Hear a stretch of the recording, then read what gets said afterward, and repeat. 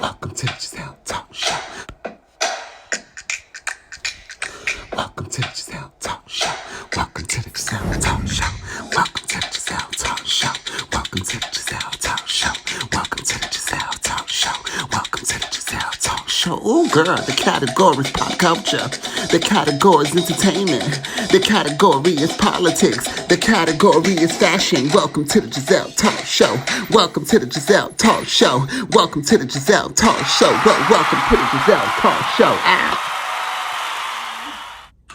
Hello, everybody. I'm your host, Gezelle Nicole. How are you doing today? This is season 2 of our talk show, the Gezelle Talk Show. I'm glad you guys are tuning in with us, rocking with us today. Grab your cocktails, grab your bud if you do it, and let's get down to business. We are going to chat today. We got some good things to talk about. We got some good people to gossip about. Honey, all that good stuff is going down today, okay? Today. This is season 2 of the Gezelle Talk Show, honey. We are back and better than ever. Y'all see the lighting up in this motherfucker? You see the lighting up in this place? It's looking good, honey. Yes, it only gets better. It's only up from here. This is only the start of things, okay? And I should still be calling this season 1, but I ain't gonna do y'all like that because y'all been good to me, you know? Y'all been so good to me, showing me so much love and endless support. The podcast is doing numbers on numbers on numbers. I'm so proud of that. If you're not following me, make sure you guys follow me on the Gezelle Talk Show on Instagram. Like our page on Facebook, the Gezelle Talk Show. Give us some feedback. Y'all can inbox us. You can DM us, message us, comment, whatever it is you want us to speak about. If you got some good tea for us, or if there's something that we reported on that was wrong, whatever it may be, feel free to reach out to us. Do not be shy. Do not be scared to tell us when we are wrong. And I say us because I feel like it's us as a whole. This is bigger than just Gezelle, okay? It's way bigger than just one black trans woman. This is I found big. 2 locations for just one. This is very much so big. So I thank y'all for supporting me, okay? I thank y'all for showing me this endless love and all that good stuff there, because honestly, when I started doing it, I didn't know what was the outcome going to be with the Gezelle Talk Show. It was just something that I was very much so infatuated with, and something that I desired to do. I love to talk. I love to, I ain't gonna say love to gossip, but I like to be in the bitch business, especially celebrity business and news.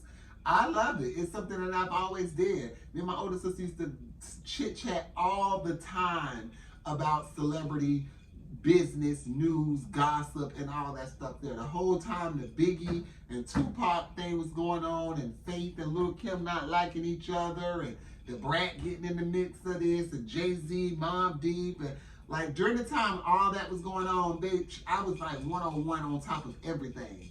Huh? And what's crazy is because we didn't have the internet like we got today. We could just get online and get on Google and type away and find all this information. We didn't have that back in 97, 98, you know, not at our fingertips. Everybody didn't have computers in their home, and we didn't have one. So, yeah. It was very much so harder to find information, but that's just how dedicated I was to doing what it is that I was doing. I was very much so dedicated into being in a bitch business. I was dedicated into being in a bitch business and seeing what they had going on when it came down to this whole celebrity lifestyle. I wanted to see what was going on, who was living like what, and how and why they was living that way.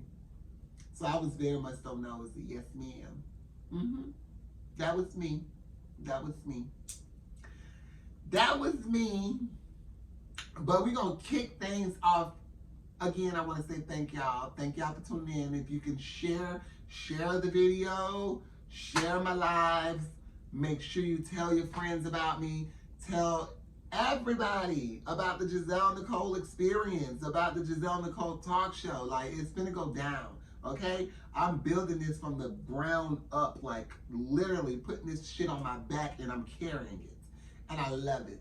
You hear me? I love it. I love to be the underdog. It's like, ooh, what am I gonna do when I surpass you? What are you gonna do when I surpass you? You know, all it takes is a like and a share. Like, share, repost, word of mouth. It's always good. Always, always, always good. You hear me? That's always a good thing. Shout out to my girl, Nene Leaks. Nene Leaks has opened up a bar, a lounge in Atlanta. You may know Nene Leaks as the queen of Real Housewives of Atlanta. She's one of the original girls from the Real Housewives of Atlanta franchise on Bravo. She's no longer with the show, but she has definitely started building her empire, and I'm here for it. I love a triumphant story. I love to hear something that started off so broken and battered and it ended up so rich and fabulous. And that's Lanithia, honey. If you know Lanithia, then you know that is Lanithia, darling. Give me a second. Let me fix this. Okay. Okay. And that is very much so Lanithia, darling. I take my hat off to her because she took, you know, her platform and she used it to the best of her ability. And look at her now. She got the Lanithia Lounge in Atlanta. It is doing great from what I see on Instagram, and everything is doing great. She just had Tamar Braxton there performing. She had Saucy Santana there performing. So it's like a real deal lounge effect, you know, bar vibe, drinks, and it's dressing code enforced. I'm all for a club with a dress code enforcement rule. I'm all for that because that means you got to bring your goods, honey. You can't just come there looking any kind of way. And yes, I just picked my nose. You got to bring your goods. You got to come dressed to impress, flyer than ever. And I love it. I'm here for it. So salute and shout out to Nene Leaks and her Lanithia Lounge that's in Atlanta. If y'all in Atlanta, check it out. Check it out. And let us know how it was. Give a good review and all that good stuff there. We are here for it. We are always here for a underdog overcoming. But you know, she was the queen of Bravo's Real Housewives of Atlanta. That's why I was very surprised to see them let her go when she's carried that show for so long. She's carried that show. And if I'm not mistaken, the whole franchise being in Atlanta was Nene's idea. So I think that's very shady, you know, to let someone go from something that they built, you know. Just my personal opinion. And that's how I know Andy is very shady, honey. That's a shady queen. And I'm aware that she's very much so shady. She's very strategic with the things that she do. And I'm just not here for that. I say the same thing with Wendy Williams.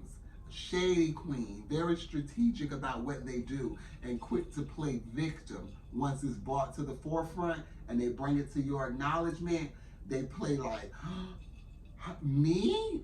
I had no clue I was doing that. That wasn't the intention. That wasn't what I was doing. Blah, blah, blah. And that was totally solely what you were doing.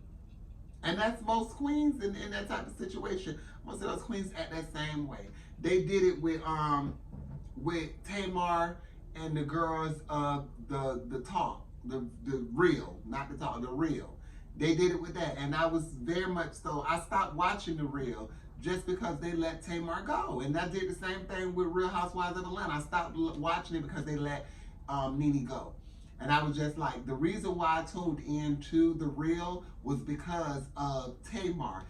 Just as well as I'm pretty sure the first million viewers that they got that first season, those several million viewers, I know that they only viewed that show and tuned in was because of Tamar. Tamar was at the biggest, she was at the height of her career when she went and did that show.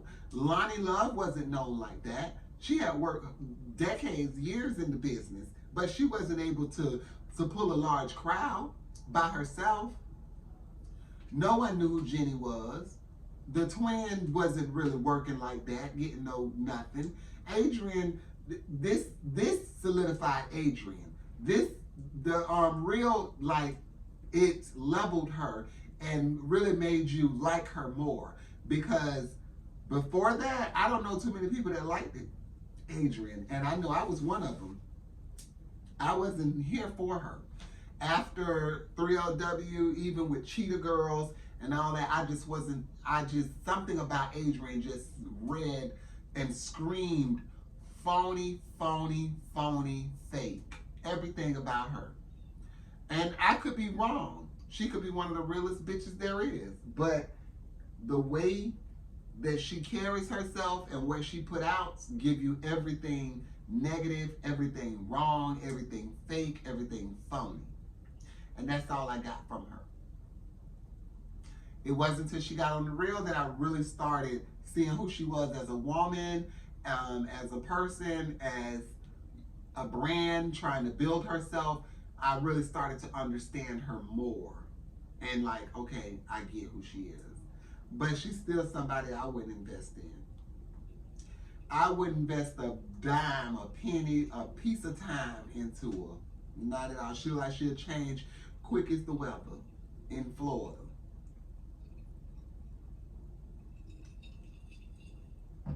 So I'm definitely not here for that at all. So, Evelyn Lozada, who we all know from Basketball Wives,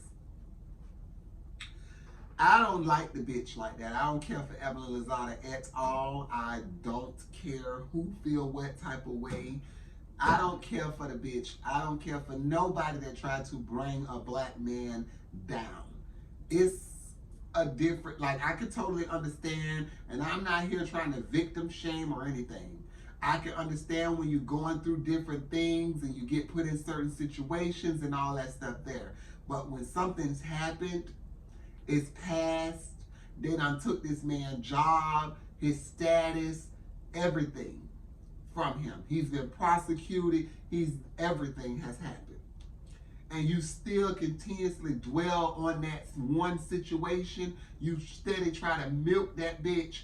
It's like, I'm not here for it. Because Evelyn sat there and spoke so highly of him when she was going through it with OG, when she came back to Basketball Wives. You was, oh, me and Chad is still friends. He's a good friend of mine, and blah, blah, blah. But then the minute he made a statement, when somebody said, like, you are the prime example of overcoming negativity and taking, you know, a tragedy and turning it into a triumph and just rebuilding yourself. And he was like, yeah, you know, it ain't hard, blah, blah. I'm not, no, he didn't say it's not hard. He said, yes, it's hard when the cards are stacked against you. But, you know, he just spoke very positive, very enlightening. For you to come and try to dim his light by speaking ill and bringing back up that situation from years ago, it's just like you talking about someone's apartment that they stayed in 5-6 years past. Like, how you talking about an apartment that I stayed in when I was 18, now I'm 25. That apartment ain't got nothing to do with me no more. That apartment does not have anything to do with me. I don't reside there no more. I'm not the same person I was when I was there. And she was just trying to mirror that man back. And it's just like, so you don't want people to support him. You don't want him to overcome that situation and evolve and grow from it and become a better person, and us people to support him. That's not what you want. You want us to continue to blackball him, shame him, and push him out of the industry and stop all of his funds from coming. And that'll be okay for you. That's the only understanding that I'm getting from it. Because I'm not understanding, why would you feel like you needed to come and make a whole post, a whole video post commenting, saying how you still devastated and hurt and you're suffering from that incident. But then you hit him up about some thought box shit, about some ratings bullshit. Like, it don't weigh out, sis. It don't weigh out. So I don't like that bitch, and I'm not here for her at all. I do not support anything that she does. But it's been said that she's leaving Basketball Wives again. Yeah, again. Like, you left Basketball Wives a couple years back. You got picked up with Oprah Winfrey's own network and had Living Lazada, which everybody knew was gonna fucking flop and bomb because your life isn't that important. You don't have enough people that care that much to tune in to see a show that's totally based on you. You don't have that star quality, darling, to make somebody say, oh, I'm tuning in every week to see what Evelyn got going on. The most impressionate that you were was with your maxi dresses and your maxi dress line. That was the most impressionate that you were on me.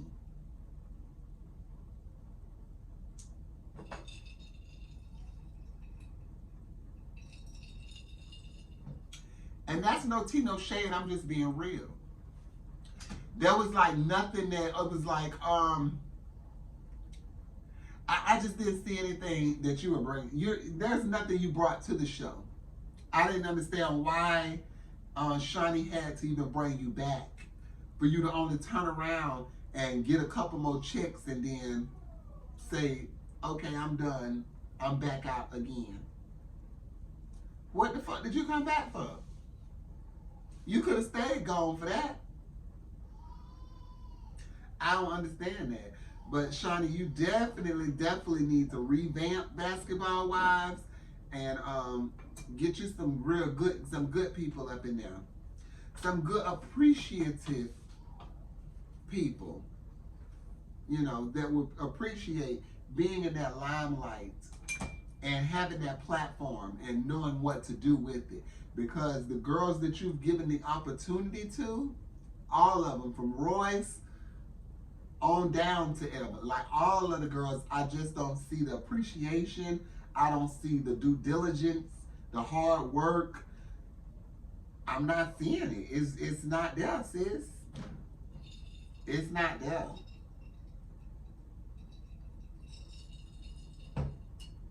Maybe it's just me, but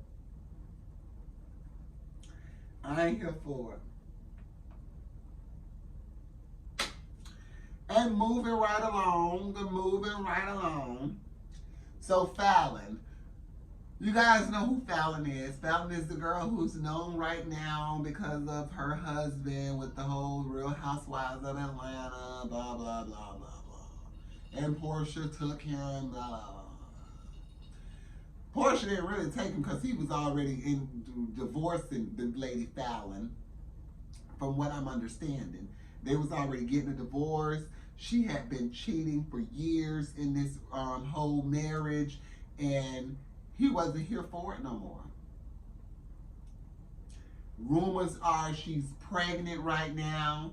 She did this one-on-one sit down with some other blogger, and yeah, and they're saying that there's a baby bump there and that she's pregnant.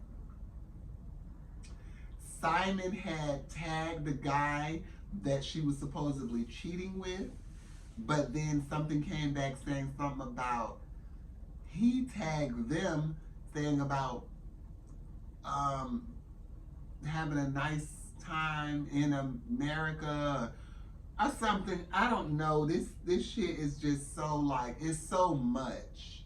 It's so much going on. So I'm saying to myself, like, self, why is this lady having a sit down? Why is she doing a one-on-one sit down interview? Like anything you wanted to say, you said it on your Instagram page. So at this point, why are you still talking? And a lot of people be like, oh, well, she was the wife and blah, blah, this. And, well, if she was cheating the entire time that they was married, I don't think she took her vows or her oath that serious. So I don't think it even mattered to her that he divorced her, besides the loss of income.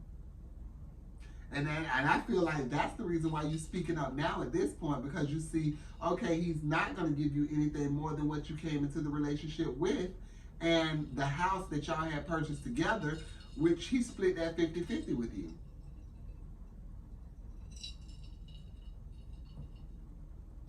I don't know, sis, but I say gracefully bow out and just move on.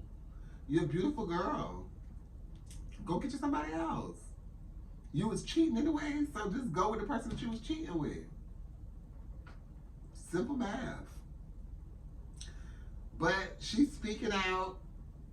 She's done a sit down interview. It's on Instagram. I done forgot the vlogger. I didn't really even get into that. I didn't get that deep into it because I feel like she's very much so an opportunist, and she's on some opportunist type shit right now. So you're milking this for everything that you can milk it for. And you're trying to, get everything that you can get out of it.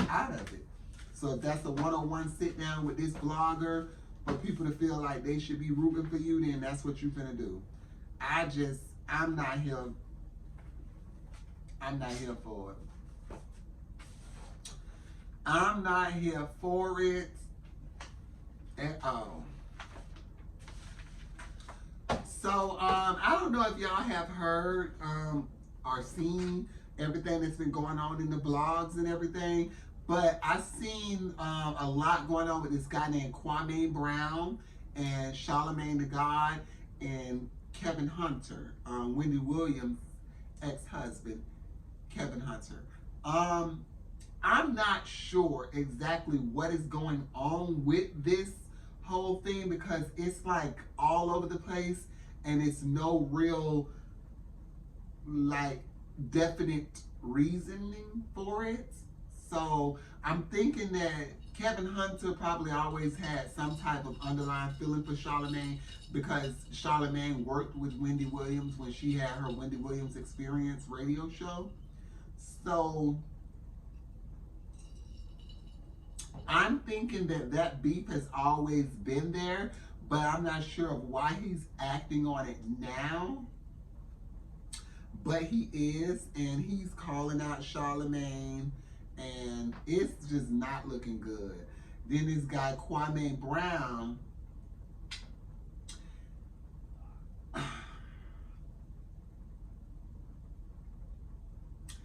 now my truth on this with Kwame, I don't know too much. I don't really know anything about him. But from what I've seen, what people are building off of, or they're upset with Charlamagne for speaking on Kwame's family. But Kwame's family is all in the blogs, in the papers, and everything from back when his dad was rumored to have killed whatever woman with whatever hatchet and all this stuff. It's a whole big old thing that's surrounded around that. So it's just like Charlamagne didn't speak on nothing more than what was already out there. So for people to feel like, oh, he's wrong, he's bringing this man's family into this, blah, blah, blah. Well, his family has been in the midst of all of this stuff that had been going on. So I'm not sure where that is coming from.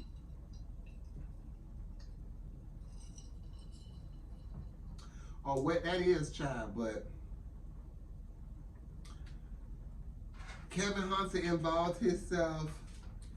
I seen another vlogger, YouTube vlogger, put up a video and everything with Charlemagne, like in a doggy style position. I'm not sure if it was Charlemagne to, for sure, or if it was just a fake Photoshop picture of Charlemagne. But a lot of the stuff that they did speak on, and some of the stuff that they were showing was just like, okay, like the molding of his ass. He did a molding of his ass with the whole asshole and everything, and then he gave it to his co-host, DJ Envy.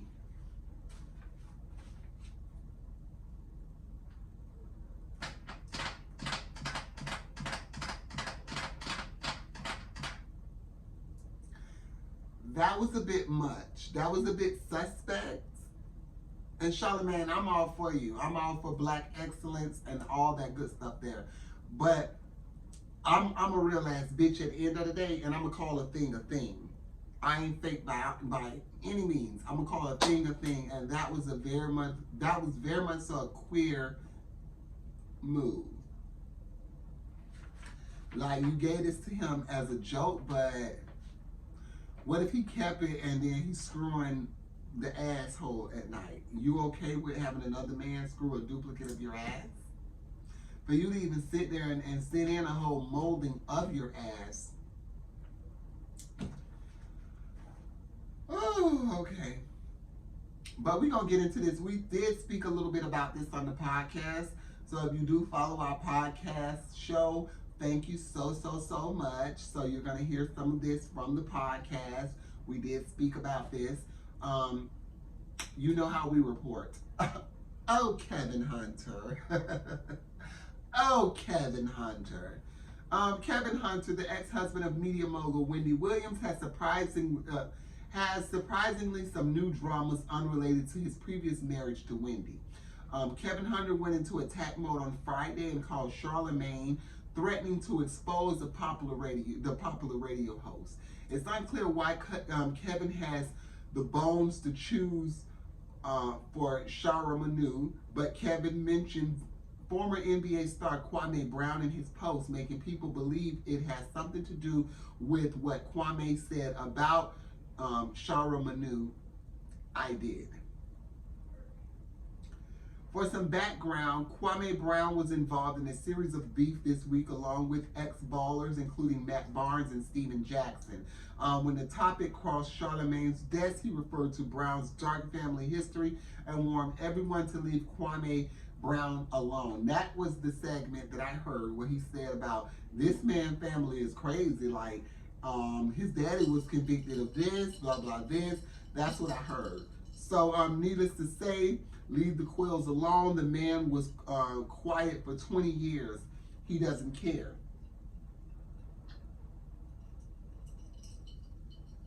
Obviously, all that he's bust up comes to him.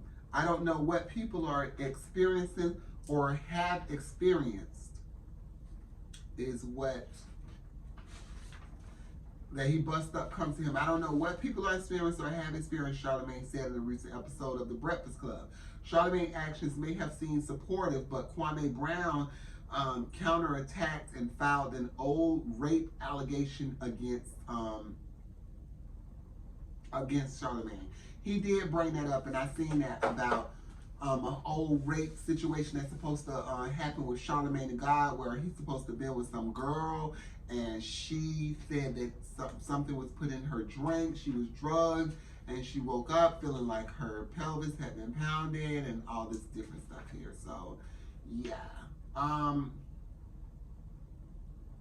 The rape criminal Shara Manu Targad, the man in the rape case who actually pled guilty and escaped at Brown Open, we're going to find that girl you raped, punk, allegedly.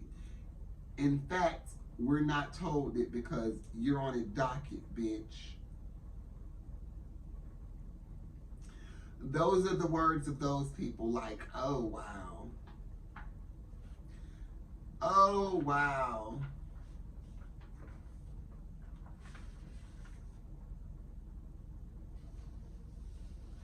Well, he's supposed to say, my ex Ben said you were part of shit.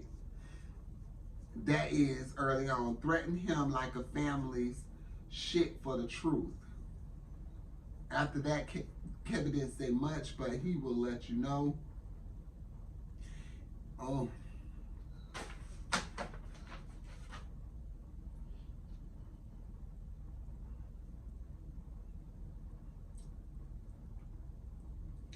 Shady, shady, shady, shady, shady, shady, shady, shady boots, baby. Shady boots. Kevin Hunter, like I said before, you too goddamn old to be around here in the middle of some bullshit like this. Like, you should be trying to piece your life back together, nigga. Why is you in the middle of some motherfucking whole shit? And then some old shit. Y'all bringing up some old shit with Charlemagne, trying to prosecute this man for something that he's already overcame. He's already beat this case. This case has no weight. But yet y'all still speaking of it. That don't even make sense to me. That don't even add up to me. Like, that shit don't even add up. I could be wrong, honey. Who knows? I'm gonna have to take a little break. I'll be back. I'm back.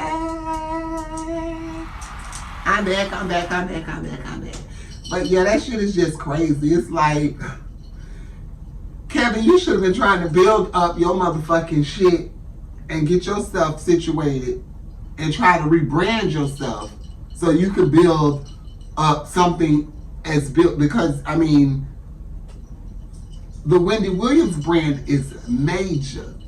So you should be trying to build you another Wendy. Instead of around here worried about grown ass men and what they're doing in their bedroom and old cases that they had back in the days. I'm just saying.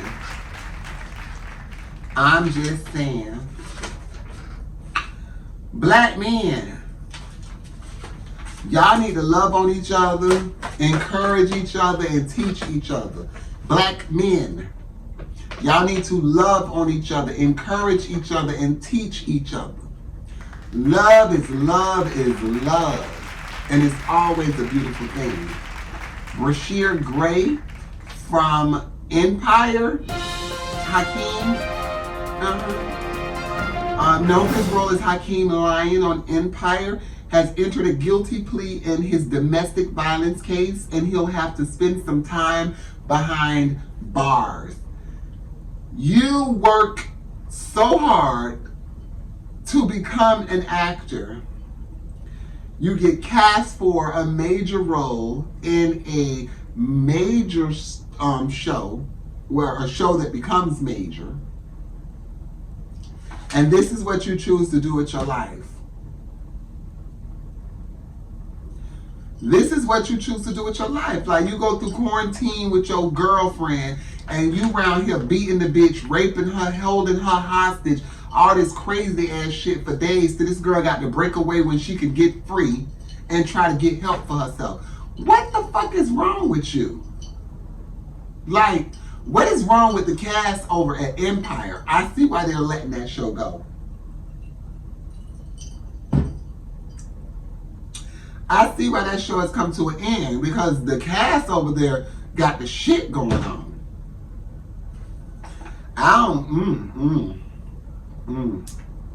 But according to new legal documents, Brashear Gray pled guilty to felony aggravated assault, and as part of his plea agreement, he's been sentenced to 10 days in the county jail and 3 years probation. Of course, they're going to try to make sure he get time in jail. He's a black man. They're going to make sure you get in jail. He also must check in with his probation officer within 72 hours of being contacted by the law enforcement, and he needs written approval from police before associating with anyone who has a criminal record. As we reported, Gray was busted back in July following a standoff with SWAT at his home outside of Phoenix. His wife flagged down a Good Samaritan and alleged Gray assaulted her for several hours at their home. As part of the legal deal, Gray has also been ordered to pay restitution. He must also enroll in a domestic violence offender treatment program. During his probation, Gray won't be allowed to consume any illegal drugs, and he'll also have to submit to drug and alcohol testing. He's got to stay out of trouble, and he can't possess any stun guns, tasers, or any other kind of firearm. So basically, he's been doted and noted as a felon, okay? He can't be in any possession of firearms of it or any sort or kind. Yeah, he's basically a convicted felon now. Another black man gone down the drain over some bullshit. Egos, egos, egos, egos, egos. We have to let them go. We have to let those egos go. You know what I'm saying? It's not healthy and it's not helpful in any situation.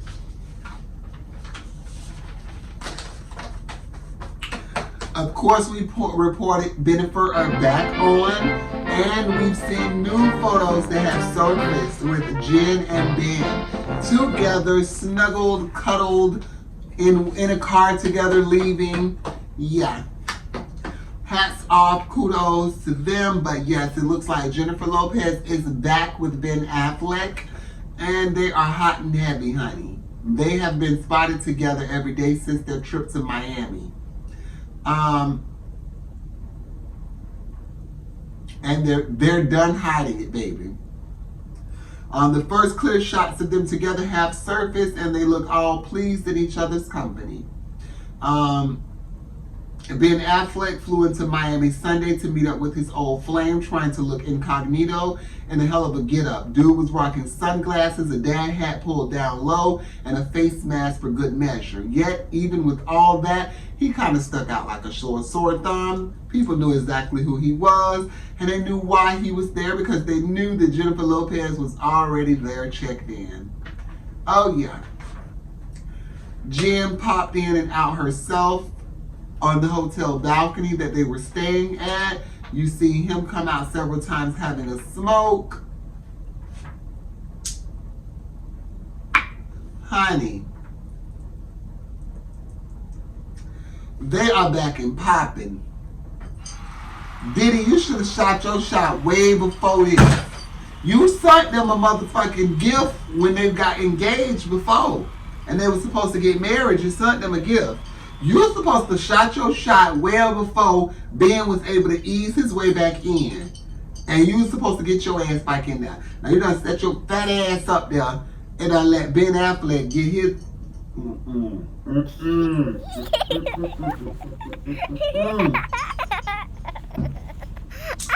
I'm just saying. So as you all know, if you guys follow me on Instagram, I recently posted my trip to Minnesota. If you follow my YouTube channel or subscribe to my YouTube channel, I put a little brief photos and video. I got a video that's up now with my birthday trip vacation that I took, and I went up to Minneapolis, Minnesota. That's where my grandmother and my older siblings reside.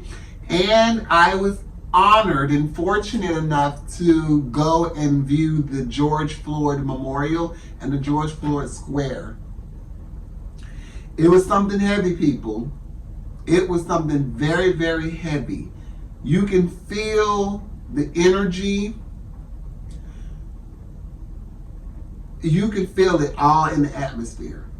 You can feel all of it. And I felt it. It brought me to tears. If you guys want to view the video, it is on, it's up on my YouTube channel. It's my last video that I posted of my birthday getaway vacation. But I reported a story on my podcast about the store clerk who had took the $20 bill from George Floyd that was supposedly, allegedly, a counterfeit 20. Well, I did a story about him, and I have a story about him, and it was very touching. Some of the people who I visited the memorial with, they were saying like about not supporting the store and going into the store. Me being a business owner myself, I found it appalling because I know the store wasn't responsible for the actions that took place that led to the death of George Floyd. The store clerk had nothing to do with that. Neither did the store have anything to do with the actions that led up to the death of George Floyd. The store clerk and the store was only exercising the rights that they had if a situation of that sort presented itself. And that was to call law enforcement because they were giving a counterfeit 20. The furthest that was supposed to go was George Floyd receiving a citation and a write-up to go to court. That was the farthest that situation was supposed to go. It's not the clerk's responsibility, neither is it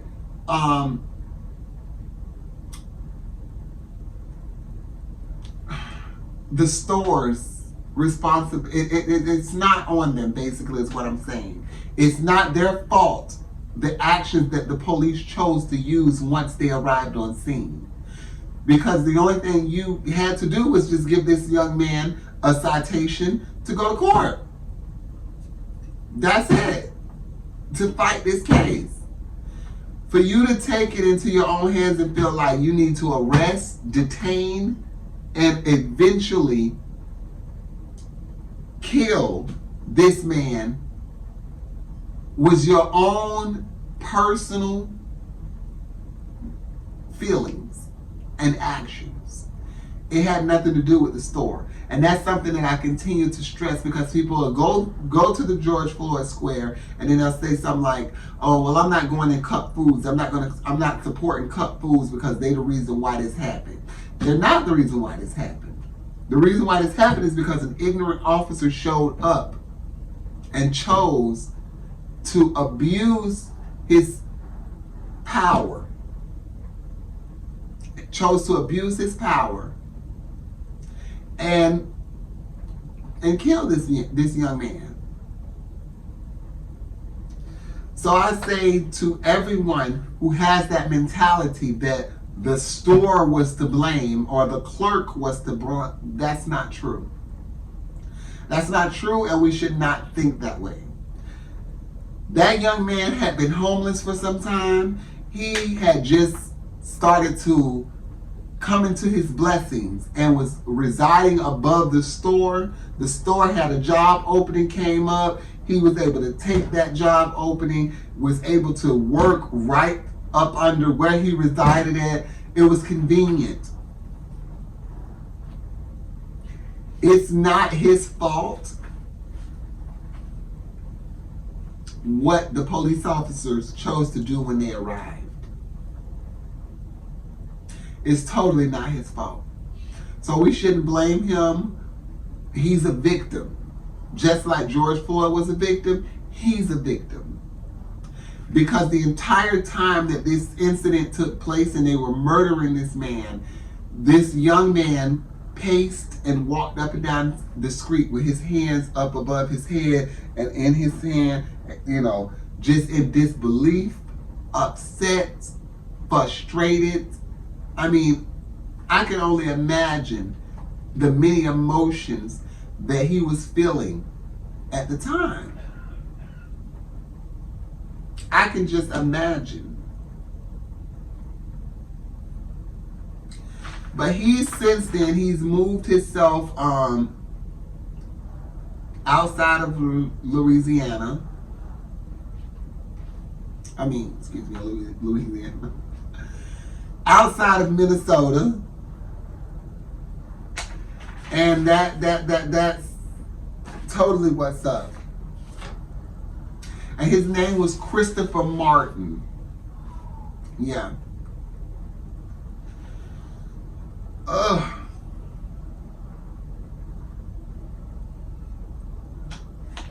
It was a very, very touching story.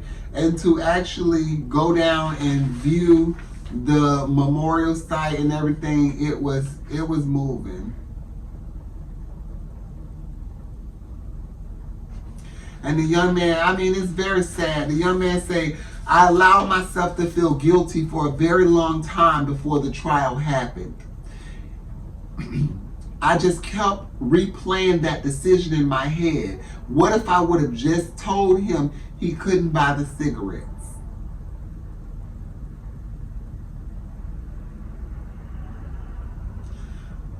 It's so sad. And they asked him how he felt about it after he testified and after everything. How did he felt? And he said just total disbelief and guilt. Despite his composure, Martin recalled his anxiety as he began to testify. It was his first time in a courtroom, and he was aware that his words were being watched all around the world.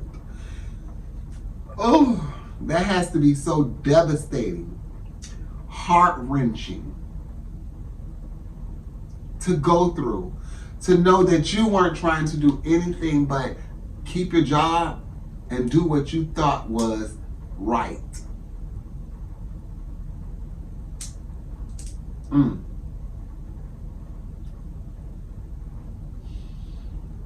It's moving, you guys. It's moving. It moves my soul every time I speak of it.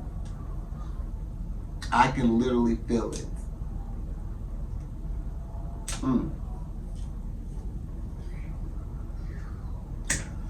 Well, look, you guys, we're going into an hour.